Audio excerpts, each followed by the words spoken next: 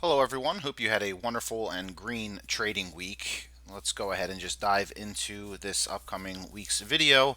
Starting off with the dollar. Now, obviously, there has been some very interesting developments in the marketplace regarding the overnight repo rates and dollar shortages, so therefore we saw a dollar push to the upside or dollar squeeze. So due to this end of month demand here to finish off the third quarter, we've seen dollar push upside when obviously I was looking for the downside move here. It was negated, and obviously my members were aware of the overall movement.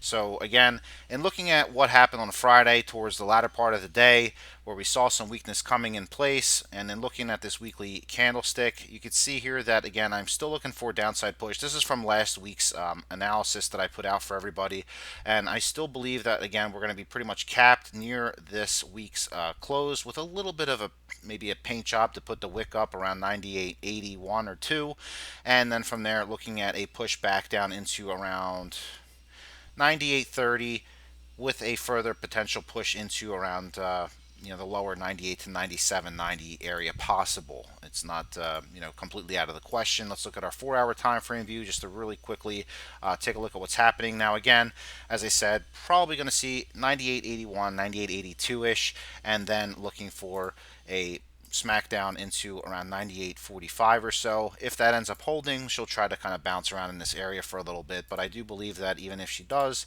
we're still going to be looking for a further price correction to the downside into the low 98 to around the higher 97, 93 level. So basically within this overall demand area here around 97, 91 ish to the downside. Now, if you're looking at our weekly time frame view, just to kind of keep it all in perspective here, that is basically just going to be overtaking the entire prior week's candle and then putting in the wick somewhere around the 97.90 to around the 98.05 area. So basically looking at, where is this wick going to be, higher for a higher weekly low.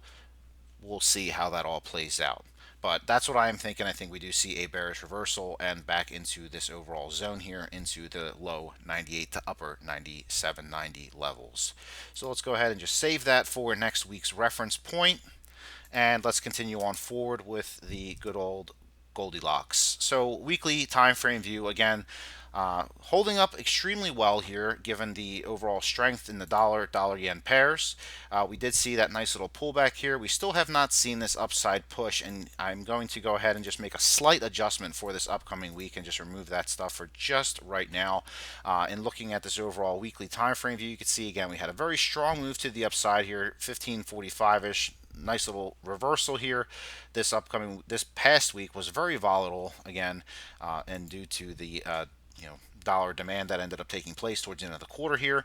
And I do believe that we're going to see again a nice little push down into around the 1500 level, and then another push up to finish off the monthly candlestick at around the 1525 level, I believe it is, if I remember correctly. Let's just go ahead and drop down to our daily time frame view. And again, you can see that we are still within the general range that I pointed out a few weeks ago. Again, still kind of just chopping around here with a nice little 78.6 bounce here, and then a push back into the 0 level, and again pushing back up into closer to that 50% retracement level, which is going to be just about that 1526 level. So this is all just me regarding the Fibonacci sequence. Again, this is basically what it looks like. It is a tool that's offered on this particular website. I'm not going to go ahead and name it. I'm not sponsored by it, and I'm not going to go ahead and give them a free shout out. So if you're paying attention to the chart overall, you can see it, but I won't say it. That all being said, let's just go ahead and continue on further. Again, I'm expecting to see the lows here hold up around that 1500, 1501 level. It's possible we see a little bit of a dip below that. Again, I don't think the dollar or dollar yen is going to have enough strength to get us any further below that level here. I do think that we'll be seeing gold hold up very well as we head into October or Brexit over, or some new word that's going to be coming into play. I'm sure somebody's going to come out with something fancy for it, where we see Britain leave the European Union in what looks to be a completely disastrous no deal situation. And That's just what I've been seeing from the past updates, and it's just total chaos over there. They have no idea what the hell they're doing. Excuse my language, but it's true. So that all being said, still looking for gold to go up to at least 1520 to around 1525, with potential to extend even further up into the 1540s. Again, looking at our monthly candle, it closes on Monday. Again, we would need to push all the way up beyond 1528 to give it a greenish look, and that would be up near 1540 to 1543. So if it is going to go ahead and get that green candle going for this past month, that's what it's going to need to do, and that's what it's going to take to get there. Again, it is going to take a lot of work and effort to get above 1535. So again, I'm hesitant to say exactly where we'll close at, but I do believe we will close above the 1530 level. Like I said, minimum 1520, 1525 with potential further upside move. Where's my daily? There we go. Back up into around that 1540 to 1543 level, and that is the level that would give us just a slight green monthly candle look. So that all being said, I'm going to go ahead and save this for next week's reference as usual. So those of you that are too lazy to go back and look through my playlists, I'm not saying anything about anybody in particular. I'm just saying, don't be afraid. I will be able to point it out in the upcoming week's review, just because I like everybody to see what my reference point was or my outlook previous week versus the upcoming week. So natural gas. Let's go ahead and talk about this one. Was looking for a pullback to around the 238, 239, or 239 level, I believe it was, and we actually pulled back just a little bit lower than that to around 2.379, so just about there. Again, the weakness was apparent, and somebody actually commented saying, I don't believe that it'll go lower than it was the 248 level, which was the prior highs that we were dealing with here. And again, I tended to agree, but again, according with the fib retracement levels and the metrics that I use, I had it going down to here as my annotation shows, and I still think we'll go lower, but I just don't think we'll go lower just yet. So I'm going to go ahead and remove that right now.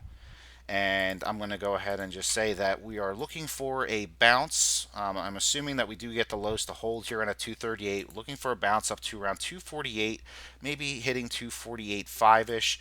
Just basically the prior resistance level here, 248.5, to finish off the monthly candle with just a little bit of a more saving grace bullish look to it. As you can see right now, it's been beaten pretty aggressively. So again, taking it up to around 248 would give it just a little bit more of a bullish glare to it, but still showing the overall weakness in this monthly candle. So back to our daily view again. Looking up at the 248, 248.5 level. Could get up to 249, can't rule it out, of course. And again, after we do close out the monthly candle next month, we're looking for price to retrace quite aggressively to around the 2.22 to around the 2.16 level, if not even worse than that, as we head into the future. Now, some of you may recall from a few weeks back, I was looking for, in the upcoming months, for natural gas to actually drift even further down below this 2 mark, all the way down to challenge the previous lows in 2016 near the 1.6 level. Still possible, judging by this month's candle. Good reference point here. You can see that pretty well. Again, I don't think we're going to have as much of a high wick here. It's possible. Always have to give that possibility. I give it a lower probability, and I do think that we'll see, after the 248, 249 push, a reversal back down into the low twos, 2.16, if not lower than that, as we head into the future. So just giving my general reference point, not saying we're going to get there this week. I'm just saying that after this month's close around a 249 level, 248.5s, then we'll be looking for resistance to be maintained near this level, and then a smackdown heading into the new month for a bearish reversal.